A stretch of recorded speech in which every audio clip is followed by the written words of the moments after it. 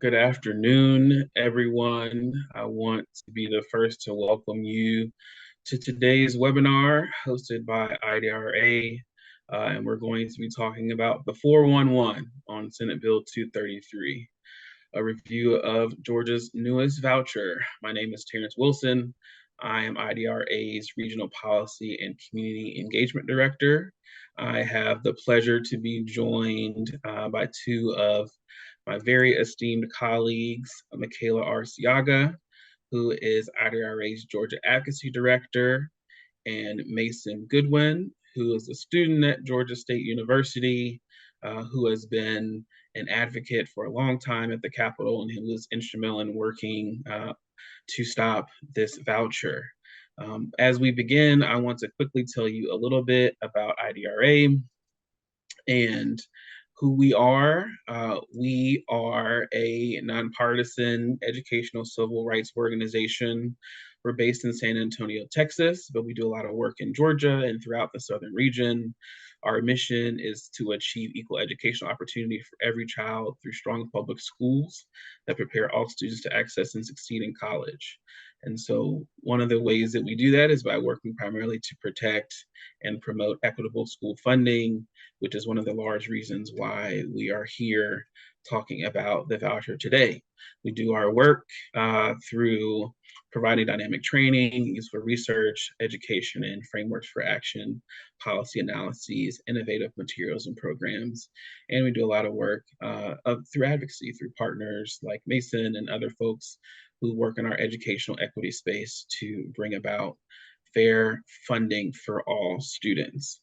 And so with that out of the way, we will talk a lot more about Georgia's newest voucher, Senate Bill 233, but we wanted to give you all a little bit of a sense about the context of what Georgia's voucher system currently is before we got to the voucher. So I'm going to turn it over to Mason, and he's going to talk a little bit about kind of what the context is in Georgia leading up to the most recent voucher that passed. So Mason, I'll turn it over to you.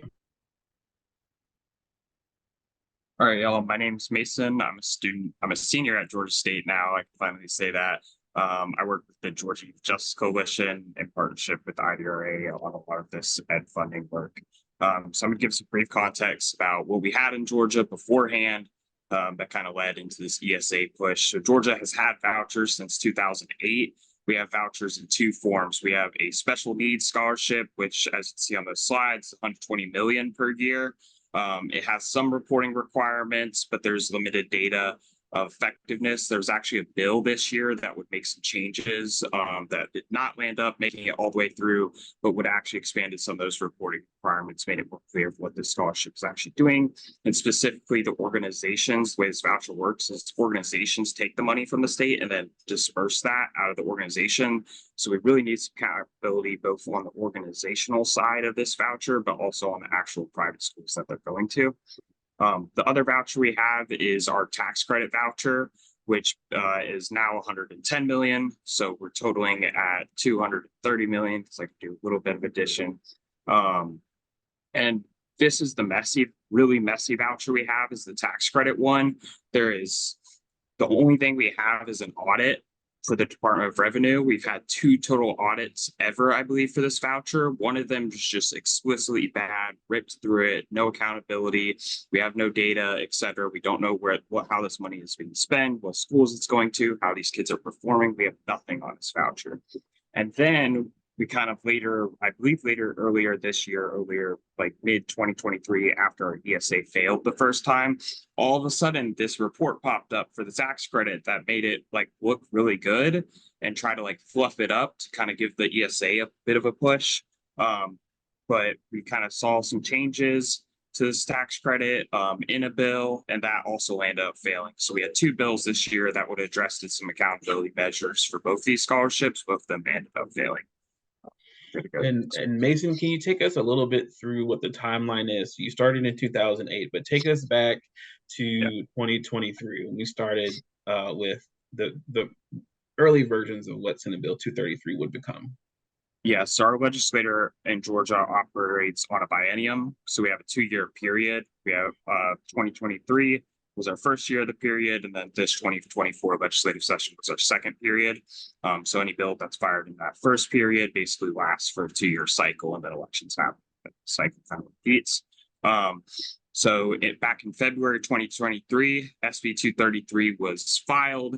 It went through a very dirty, ugly process in the Senate where it started just quick added to agendas and committees last second. There wasn't a lot of time to kind of like do a lot of advocacy around it. But we kind of knew that like the real fight was going to be in the House for us, because our Senate is much more wild. They kind of take much more of the like culture war approach to a lot of their policy, which is kind of like my polite way of saying it.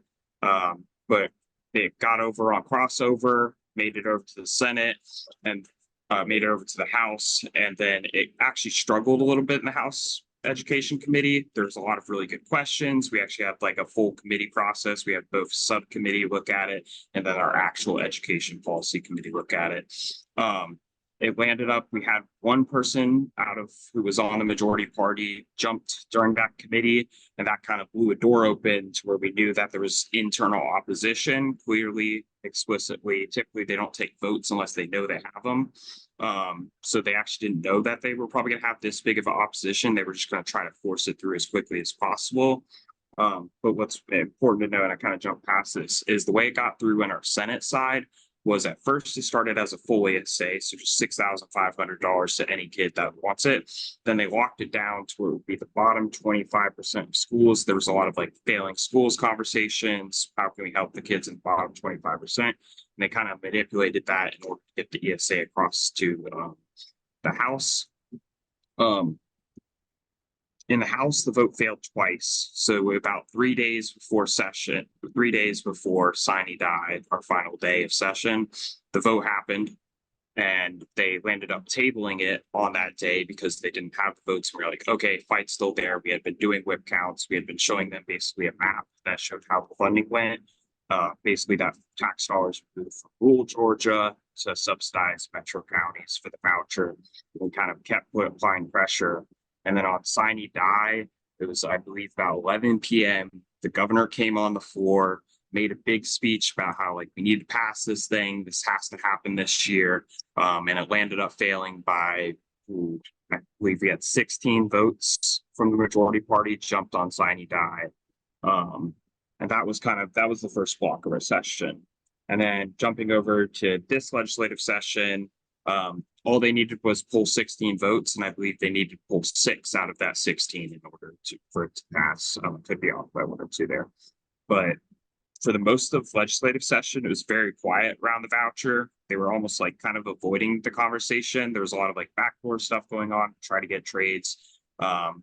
There was one representative in particular who was being punished. There were some really good bills, like a TANF bill that was being brought forward, and those bills kept dying over and over because we knew they were being killed because people were holding their no vote on the voucher. There was a bunch of healthcare bills also, like kind of alongside that TANF that other sponsors had. And like basically that process continued until March 13th, which when that new sub dropped, and that was after a qualifying period. So all of our candidates at this point, all of our representatives knew who they were running against. They knew basically how their district was going to look, and that kind of like changed the playing field a little bit, because a lot of part of the like our frustration that I'll get into later was none of these folks had challengers, which was really important. None of our 16 Republicans, none of them had a primary, etc. So they could have held their vote, and clearly they were doing what their constituents wanted. Otherwise, there probably would have been challengers popping up, similar to what happened in Texas, where there was a bunch of money dumped into the primaries to kind of like go after the folks who have voted against their voucher. We had the 40-page sub dropped. They ran kind of a similar strategy to Texas, where they added a bunch of like kind of priorities that pushed public education forward. So, for example, we had teacher pay added to our voucher. We had kind of like this public school universal open enrollment bill added. There were some really, and I have to give credit, really good literacy additions. And all of those bills had started session in separate bills, all the literacy efforts. And then they added every single literacy bill basically into the voucher to try to give it kind of a big shove. And then just similar to what they did last year. We call them Fox, which is basically like ex officios can come in and be added to committees to help it get through. Um, and they did that for our House committee. They scheduled it quick. There wasn't even like a subcommittee. They just put it in the committee in our House and ran it through. And then I think 2 days later, yeah, or a day later, sorry, there was 2 hours of debate and it landed up passing by 2 votes. We had one person in the minority party jump, which kind of gave it a little bit of a passage, but they probably had the votes either way. And a lot of it was, this wasn't even a policy conversation at this point in the last 40 days. It was like a run and dump everything into the voucher that we think will get it through, make as many kind of backdoor deals. There were some budget deals, etc. And then, okay, we'll let your bills start moving. Or there was a lot of like threats of like chairmanships to be kind of like stripped from people. That landed up getting it through. It's a lot of politics instead of policy conversation. Thank you for that overview, Mason. And I think one of the issues that you've highlighted already is how there was a lot of trading, how there was a lot of things that happened to get this voucher, to progress that didn't have anything to do with policy. And so I wanted you to spend a little bit more time talking about, how in this case the politics of what happened is really led us to something that is going to be bad policy, we think, for the state of Georgia. And speaking a little bit about some of the differences and the breakdowns and how the democratic process is supposed to work with regard to giving the public an opportunity to vet and to see and to weigh in on some of these bills. Yeah, and I think one important context to all this is that we were in the Capitol every single day at this point, and we were the ones struggling to get any of this information. We were struggling to get 40-page bills. We were working with representatives who were on the Education Committee who had also not seen, heard anything about this bill explicitly, and that was the strategy. The strategy was ignore the policy process, don't vet it in a committee, do all these kind of really sketchy things to get it through because they knew it wasn't popular. It wasn't popular for either one of the parties. And they knew that the only way they were going to get this thing through is drop it and rush it to a floor vote as quickly as possible, force a quick decision. They weren't even sure. We saw them, like their kind of leadership who was pushing this bill, running around the day of like an hour before the vote actually happened, because they didn't even know themselves that they had the votes there. And that was kind of like their strategy, dump and rush it. So kind of like specific details, and I touched on this a little bit, is again, we had a 15-page bill, went to 40 pages. There were not just additions like this pre-K factorly funding that was really good, these class size ratios, all of these changes that were actually good. There's also some changes explicitly to the voucher. One of them was like an accountability for like some testing requirements. That was a good change. But the rest of it was like actually large changes, like bringing in a third party that is going to distribute this voucher all of a sudden. So there's also some like bad changes that made it to the voucher because they knew that they were going to drop it with this good stuff and just be able to rush it through. And then like some more explicit stuff, kind of ignoring the policy process, is less than 4 hours to review the bill language. Give full credit to Terrence, who whipped up a full report of this voucher like that. That me and Michaela were able to use, kind of start prepping these committee members within that short period of time.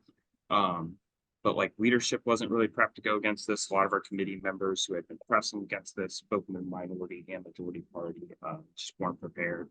And the other part is the public didn't get a way out. In on a second version voucher, there was no public comment. We really didn't even have time to get press kind of out about it because the vote was going to happen so quickly. So yeah, it was a lot of ignoring the policy process. So just getting this thing through during the election year.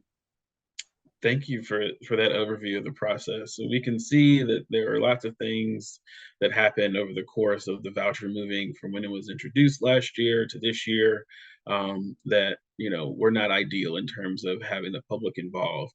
I think it's also important for us not only to highlight some of the aspects of the process that maybe weren't ideal, but really to break down what is in the voucher, right? And how does it function and how is it going to impact our communities that we serve, students, families, parents, caregivers in the state of Georgia. So with that, I'm going to turn it over to Michaela to talk a little bit more about what's in the voucher itself. How does it function? What is an education savings account? And I will say we will allow for questions in the end. So as we're going along, please write down your questions, think about your questions, and we're going to have a bit of a discussion at the end of the webinar. But with that, I will turn it over to Michaela. So Michaela, tell us a little bit more about kind of how this functions. What kind of voucher is Senate Bill 233? What's in this piece of legislation, and how is it going to impact us?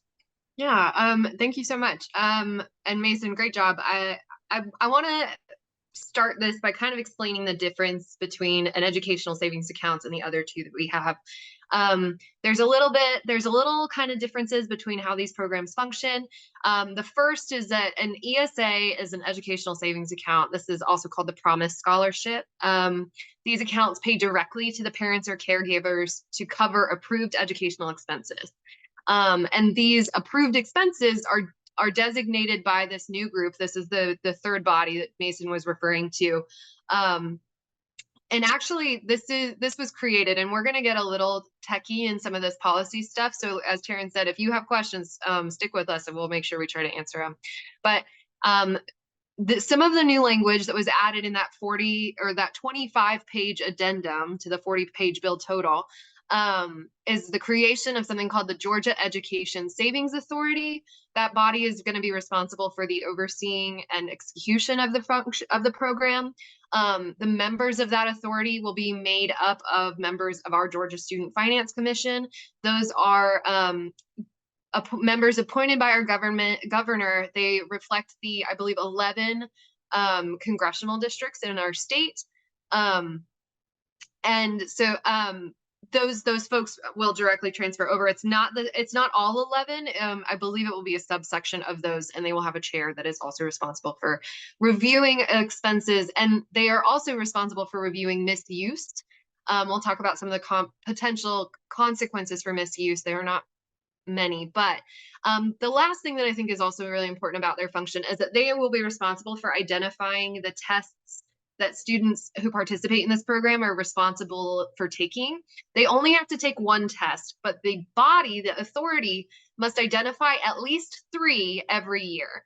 So we'll talk about why this is an issue, but if you're familiar with how what we call validity works, it's like measuring oranges to apples, or apples to oranges. And so there's a lot of concerns that we have about this. But we'll talk a little bit more about our details of our bill before we get into those concerns first.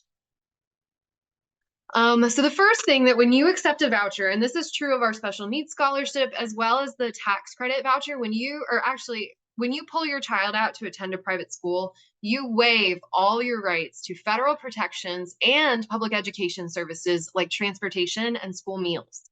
That has a lot of implications for our students with disabilities, as well as our students living in poverty who may qualify for free and reduced lunch, or are living in housing insecurity, etc. The total amount that passed for this voucher is $6,500, and only $500 of that may be used towards transportation. That's a really important consideration for folks who are leveraging this. When we looked at where the qualifying schools are, and we'll talk about that in just a second. A lot of the qualifying schools for kids to attend are not within 20 miles of a qualifying private school. And so transportation, the responsibility of getting your child to school, can be a huge hurdle for people seeking these alternative options. The total cap for this program is 1% of the previous QBE value. QBE is the Quality Basic Education formula. This is how we calculate the dollars that go to our public schools. It's not clear what revenue stream is going to be used for this program. Right now, our QBE budget is about $1.3 billion. That means that the cap for the voucher would be $130 million. We're still not totally clear on where the revenue, again, is coming from, which contributes to our concerns that this is a diversion of our public dollars going to private schools. Again, I mentioned students have to reside near a qualifying school. That qualification is that the school is a bottom 25% as dictated by the state. The state had moved away from using single number evaluations of our schools because they felt that it was reductive of what is often a nuanced and complex situation for educating students. The new scores use things like growth and readiness and closing gaps to evaluate how schools were serving students, because they recognize that just saying a school is a 65% school doesn't actually translate to what the school may be doing well in serving students who are otherwise who may be struggling in other ways that are not measurable by a simple state test. So our concerns around that rating are refreshed. There was a bill this year to return us back to using a single score rating. That bill was HB 1122, which did pass. So there will be that rating scale returned. Thankfully, there was an amendment made that it will be reported what it goes into that measure, so we have a better sense of the different components of school rating. Something else to note, the kids who qualify for the special needs scholarship, so if they are leveraging an existing voucher, are not eligible for the Promise Scholarship program. This is honestly something we advocated for very strictly. The special needs scholarship does not have a regulated dollar amount that students receive, so they can receive any, the average amount is about $7,000, but they can receive anywhere up to $17,000 for their scholarships to private schools. So this, again, it raises concerns about the ways and how this funding can be used for, and who the funding is used by.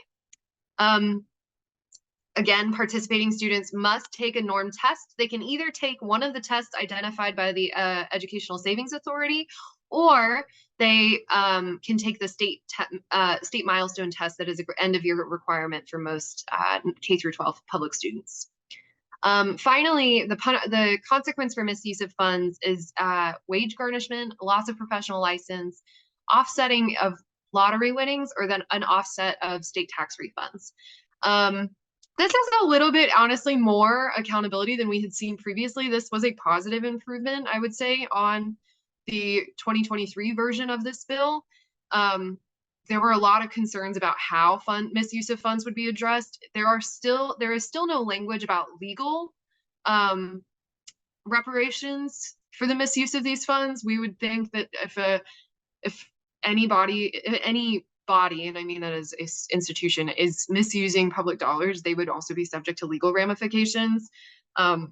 We would want to see the same accountability for this program.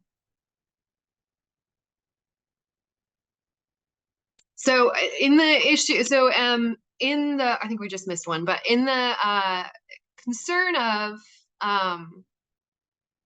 what changed, Terrence is going to talk about how some of this quote unquote guardrail language was really used as a gateway to try and move this bill forward. Yeah, so, I think it's important to realize that part of the conversation around the voucher was saying that this is something that is going to really be targeted for students with limited economic resources, students who are close to living in poverty, and only for students that are in these bottom qualifying schools. And there are guardrails, right, that are on this piece of legislation that's going to make it have limited application, and only to the students that we want. And I think that it's important for us to realize what the bill actually says and what it actually does. So one of those financial guardrails, right, that I mentioned was that this is going to be something that's really going to be impacting students who are in poor families. And, first of all, with the income limit, that was one of the things that was added, being at 400% of the federal poverty level.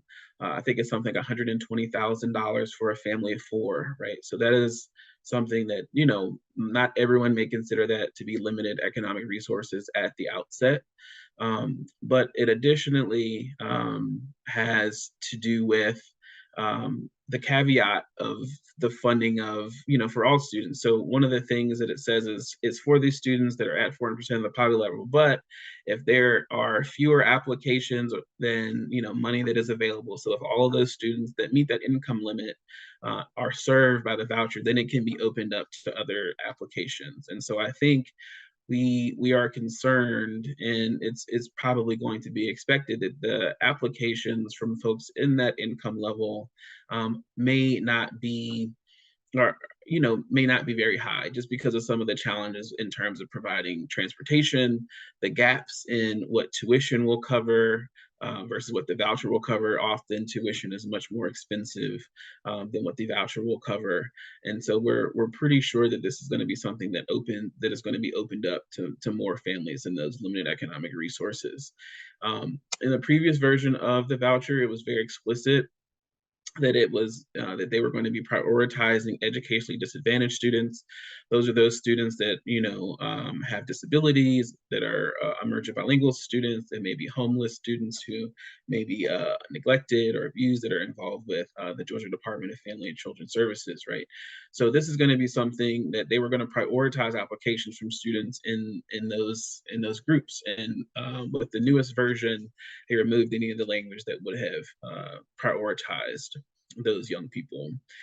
And I think one of the other things that has been a guardrail that they've talked about is that you have to have attended a public school before, right? This is really intended to give parents choice for public schools that aren't doing well. And that's undercut by the fact that, if you have a student in a kindergarten, they remove the requirement that a student had to have attended public school at all. So, and that works in conjunction with a prioritization of folks who had already received the scholarship in the past. So you can very easily envision a scenario where a student comes in kindergarten and is able to access the voucher without ever having any intention of attending a public school, and can receive the voucher all the way through their kindergarten through 12th grade experience. And so I think that it's important for us to realize that what is always said about the voucher isn't always going to be the case about the voucher. And there are still lots of our concerns that still apply. So I'm gonna kick it back over to Michaela to talk a little bit about some of our concerns that we raised in Senate Bill 233 originally that are still around, even in this new version of the bill.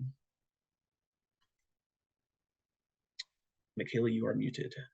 I just want to clarify a couple of things I didn't say that you did refer to, but there is a requirement that students must have 2 prior attendance cycles in that qualified public school, meaning they have to attend a year in the school. And that does not apply to kindergartners, as Terrence mentioned, opening the door to a full spectrum of private school education being funded. And then the last is that the other thing that I didn't mention is that those students who have participated in the past will be prioritized in the future. So if a student is admitted in kindergarten because they qualify in kindergarten, they will be prioritized in future years for the private school voucher, having never set foot in a public school.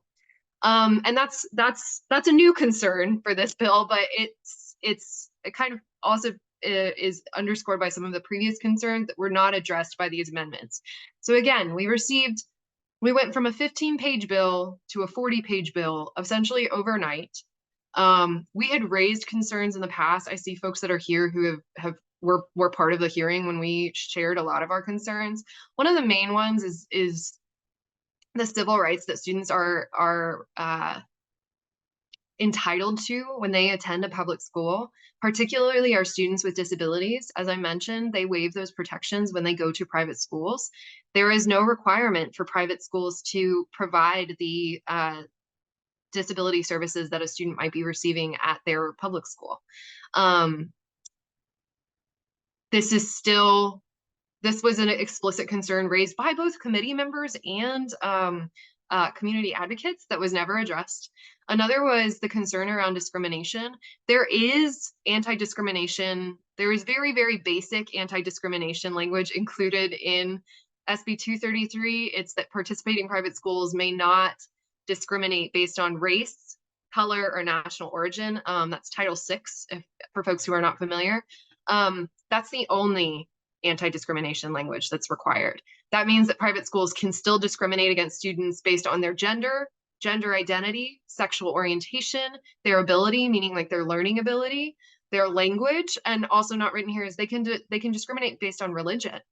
And that just raises a lot of concerns about who these programs are actually going to serve.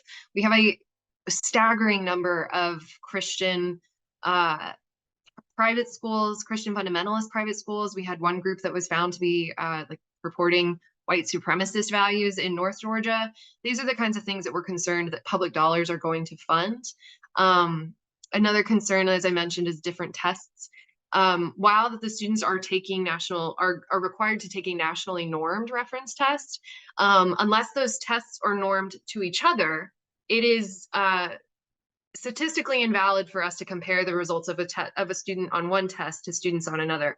And every single year, the authority is responsible for adding 3 new tests to that repository, which just makes the achievement results that will be reported every year on this test even less comparable to each other. So when we say it's comparing apples to oranges, we're really diluting what it has been purported as academic accountability and transparency,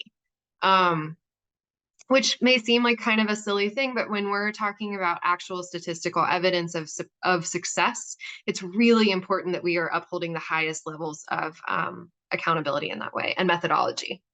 Another is that we are funding segregation, both racial and socioeconomic. Overwhelmingly, our private school populations are still homogenous, both racially and socioeconomically. And so by contributing to, and in many ways encouraging that students attend private schools, we are contributing to that environment as well.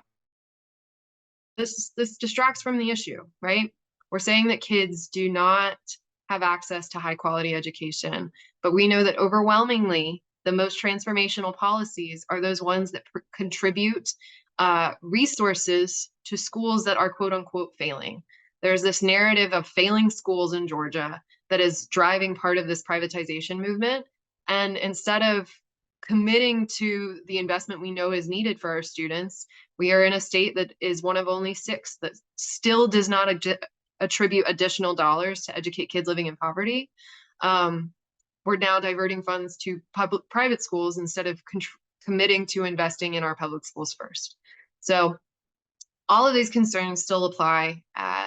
None of them were resolved by the new language. In fact, some of them were exacerbated. And so, the reason why these are concerns is, as we mentioned, this is what we call gateway policy.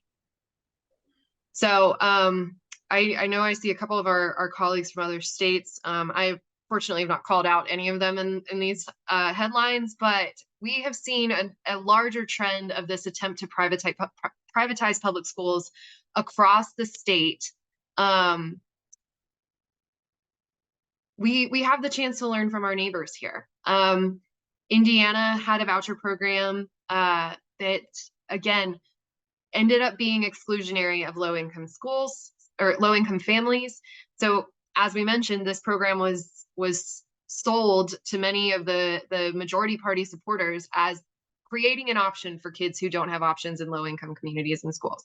But what we see overwhelmingly in our neighboring states and the states that have these programs is that often usage shifts over time to overwhelmingly benefit upper and middle class families over low income.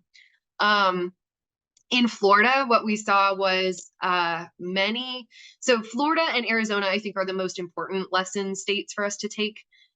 Both of them passed voucher programs. I think Florida was 5 years ago and Arizona was about 10 years ago, with significant guardrails that were meant to curb who could use it, how it could be used.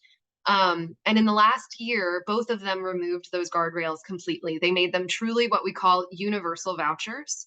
And that is what we're concerned for, that the goal is that this opens the door to a universal voucher. And what you can see is that both Arizona and Florida's educational costs ballooned to almost $1 billion, and they're predicted to surpass $1 billion next year. This is the kind of spending that we do not want to see, for the same reason that we stated. Private schools are not held to the same thresholds for accountability as our public schools, and all of us are paying into this in a way that does not always reflect our values, right? I personally don't want to contribute dollars to a school that is allowed to discriminate against a kid for being gay or transgender. And unfortunately is the reality of many of these schools. Something else we've seen is significant misuse. So what we're looking for is how are these funds going to be used? In North Carolina, Chris Nordstrom put out a report recently about comparing how many vouchers were reported to the schools and their reported enrollment, and found that the vouchers reported exceeded the actual number of students, meaning that schools or individuals were qualifying for vouchers using public dollars without actually benefiting from the program that it's purported to serve. So those are some of the main concerns we have: usage, who and what the funds are actually being used for, the oversight. The creation of the Education Savings Authority is actually a positive move, in my opinion. Keeping that oversight under the government, under a government body, is valuable in a couple of ways. The first is that if it stays under a government body, it is still subject to open records. What we have seen in some of our neighboring states is that they've moved oversight of their educational savings account programs. So Florida is one in particular that did this. They moved it under a private nonprofit. We have the similar situation with our our school scholarship organizations.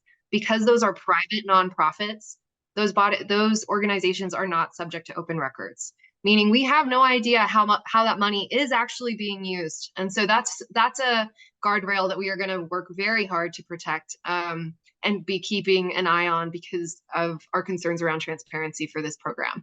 And then the last is looking for increases for the spending cap or removal of the cap entirely. We believe that responsible financing is fundamental to good policy, and diverting funding to unaccountable and potentially abusive institutions is not a good use of public funds. So I know there were some questions. This is not necessarily, I think, fully encompassing all of the things we're concerned about by this program, but we did want to take a second and address any questions y'all might have. And before we get into the questions, Yeah. I just wanted to say that this is just the first in a number of webinars that we're going to be trying to put out. Some of it from IDRA, some of it from our funding coalition, Fund Georgia's Future, some involving other organizations. So we encourage you to sign up and to keep track of what we are doing. We've got some links here on the screen that we'll keep here, just because we want you all to be able to continue to keep up. I think that one of the things that we've seen in a lot of other states is that once the voucher has passed, that is not the end of the advocacy. And I think that we're in a position where we can start doing things to understand what the impact is of the voucher. I think we have a responsibility to educate potential parents and students and families about what taking a voucher might mean for them and their child's educational future. And I think ultimately we have to start thinking about what it would require for us to repeal this voucher. And I think we've seen that process in other states who have embarked on this journey. We're seeing a lot of them thinking about, maybe this is not the direction we have gone that we need to go for various reasons. And so that's going to require all of us to work together for us to stay connected. And so we want to encourage everyone on this call and everyone who may view this webinar to connect with us, so that we can continue working on this together. And so with that, I will open up I will close the formal part of the webinar, but we're going to stay on and open up for questions that folks may have. So I saw Tracy, we saw that you had a question around to any of the guardrails, and I'll pose this to both you, Michaela, and to Mason. Do any of the guardrails prevent this voucher from being open to all families in the coming year, as they've done in North Carolina? No. So there's a couple of things. Yeah, there's a couple of things at play here. And I need to go back and check the exact language. But the first is that there is a delay to the start of this program. So there's a year to kind of get this. So this actually cannot start, I believe, until fall of 2025. So there is some delay as far as the rollout of this program. The second is that I need to check. But there are no limitations. The limitations are our legislature. As long as there's, which we're in a Republican trifecta state, meaning our House, Senate, and governor governor's office are held by Republican majorities. But and so what that means is that we are pretty much at the will of the majority party at this point.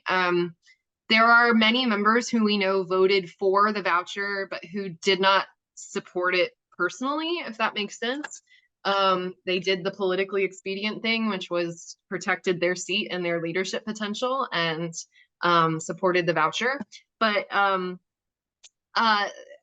those guardrails remain in place as long as those people remain in place. Those are our guardrails, are those people who believe in fiscal accountability, some of the true quote unquote fiscal conservatives who don't support mindless spending. As long as those people are in place, those are the guardrails to rollbacks. But as we've seen in states like Texas, those folks are usually only one primary away from being removed. And so while most of our 16 who voted against the voucher in 2023 originally don't have primaries, and many of the folks who we know ended up changing their votes did not have primaries, none of them want to do this job forever. And so that's the concern, is that once they're gone, those are kind of our last line of defense. We're talking about a different kind of ballgame. Thank you. Darian, I see your hand up. Please, if you want to come off mute, please feel free to do so. Yeah, thank y'all. This is great. Not surprised at all. Thank you so much. I just wanted I have two clarifying questions. Terrence, can you clarify the income cap with the 400% of the federal poverty level, and how that caveat might be opened up once it's met? I didn't quite understand that detail. Yeah, certainly. So what it basically says is that, the voucher is, and let me pull up the bill so I can read the language to you exactly, but to explain it, the voucher is for students who they meet these criteria, and the criteria are that they're in a bottom 25% school, they've been enrolled, for the amount of time in public school unless they're in kindergarten, and they're at 400% of the federal poverty level.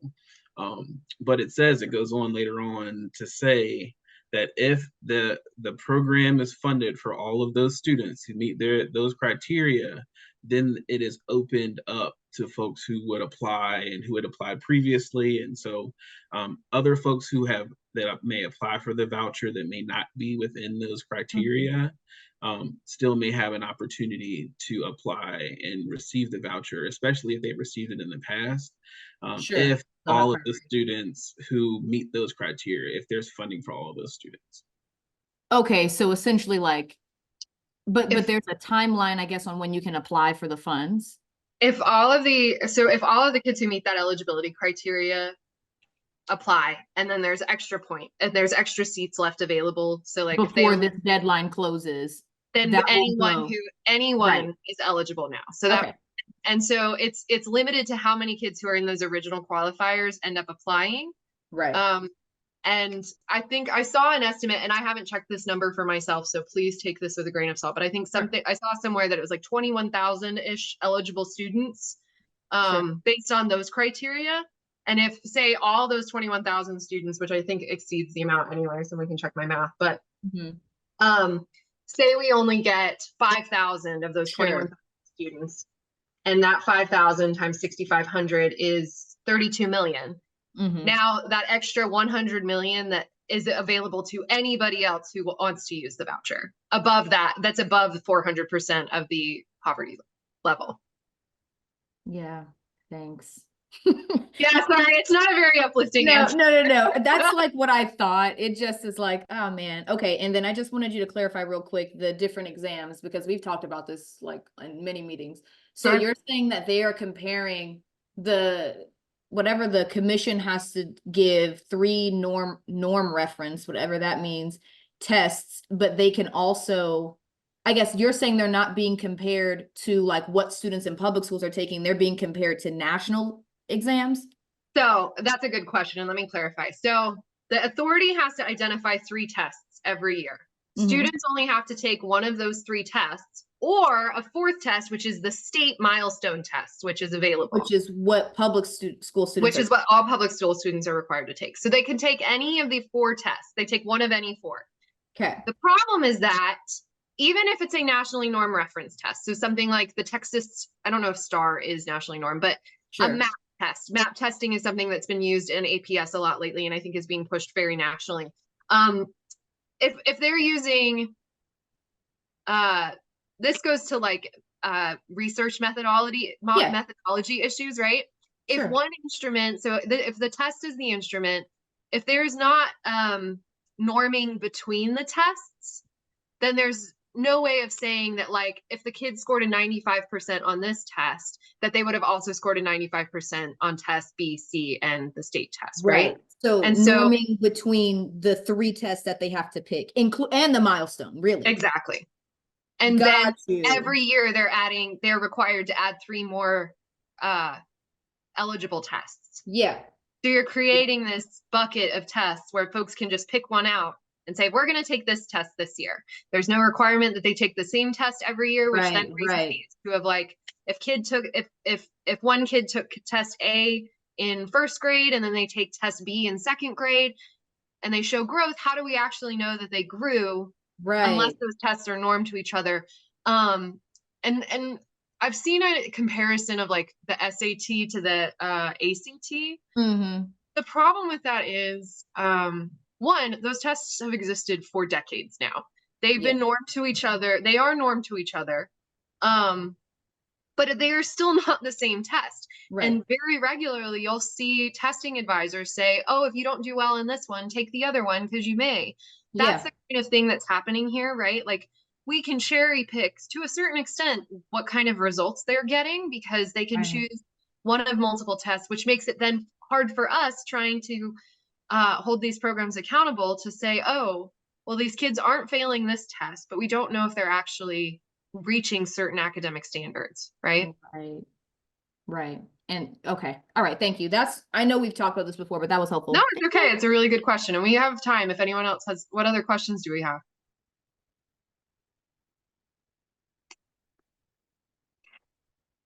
Any other questions? Ooh, Tracy. I think that's worth a conversation of having. So her conversation is that, or her question is not a question, but just a comparison of like the debate around federal student loan forgiveness versus the acceptance of public dollars for private school tuition.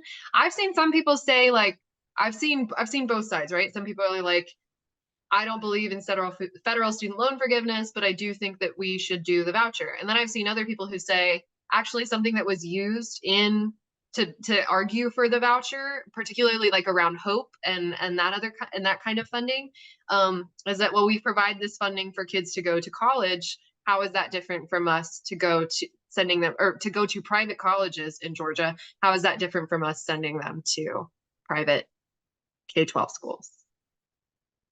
It's worth, I think, unpacking more of the messaging around that and the nuance. I think the problem is that these are not straightforward, comparable issues, right? There is nuance to the issue of student loan forgiveness, just as there's nuance to issues of private education and the public requirements that we hold our public schools to. And so some of these kind of reductive metaphors are what has made this kind of policy digestible or acceptable to people that otherwise would not be. It's a really good point. Very good point. Any other points from the audience? Well, seeing none, I'm going to thank you again for participating in our webinar today, and I'm going to encourage you to, if you're not connected with us, to get connected and to stay informed. You can follow us on all of the socials, and we want to continue to be a resource. So thank you all for participating, and we look forward to speaking with you again at the next one. And thank you to Michaela and Mason for being wonderful participants in our webinar today. Thank you, everyone. Thank you all. Oh.